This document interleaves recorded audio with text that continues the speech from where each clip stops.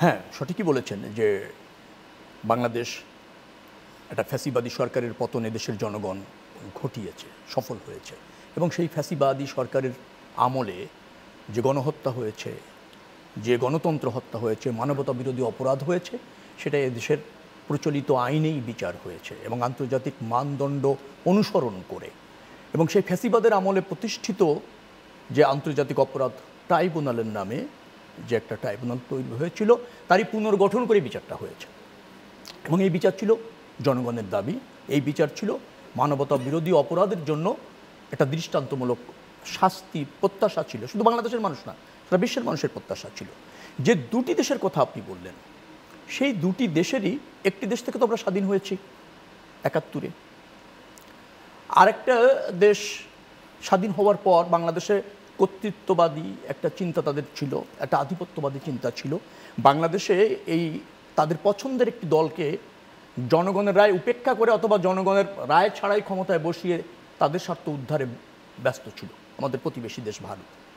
আবার পাকিস্তানেরও যেহেতু ভারতের যেখানে ইন্টারেস্ট থাকে, কর্তৃত্ব থাকে, পাকিস্তানও পাল্টা একটা কর্তৃত্ব প্রতিষ্ঠার এই উপমহাদেশের একটা ধারা কিন্তু আছে, চেষ্টা একটা আছে।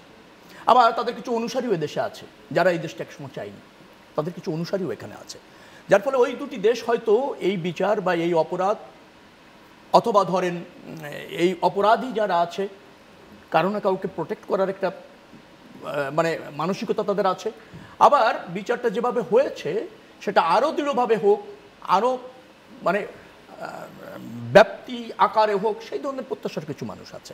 কিন্তু আমরা যারা বাংলাদেশের নাগরিক, আমরা যারা এদেশের গণতন্ত্র চাই, আমরা যারা মানবাধিকার সুরক্ষা চাই, আমরা যারা আইনের শাসন চাই, আমরা যারা এই গণহত্যার প্রকৃত বিচার চাই, স্বচ্ছ গ্রহণযোগ্য বিচার চাই, তারা মনে করছি যে না, বিচারটা হয়েছে। অন্যরা হয়তো তাদের স্বার্থে দেখছে, অন্য প্রতিবেশী দেশ থাকতে পারে স্বার্থ, কর্তৃত্ব, অথবা ধরেন তাদের এখানে যে সমস্ত অনুসারী আছে তাদের সন্তুষ্টির জন্য দেখছে।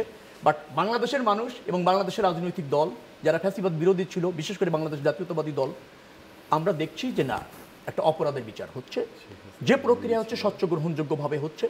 জাতিসংঘ সেটাকে, আমি তাদের যে বিবৃতি দেখেছি, তারা বলছে আমরা সব কিছু খুঁটিনাটি অবগত না, তবে যারা ভিক্টিমাইজ হয়েছিল তাদের জন্য একটা ভালো দিন। আবার অন্যান্য মানবাধিকার সংস্থা যারা আছে, ধরেন অ্যামনেস্টি বলেন, হিউম্যান রাইট ওয়াচ বলেন, তারা একটা দুটো জায়গায় তারা এভাবেই বলে, সব জায়গায় এভাবেই বলে।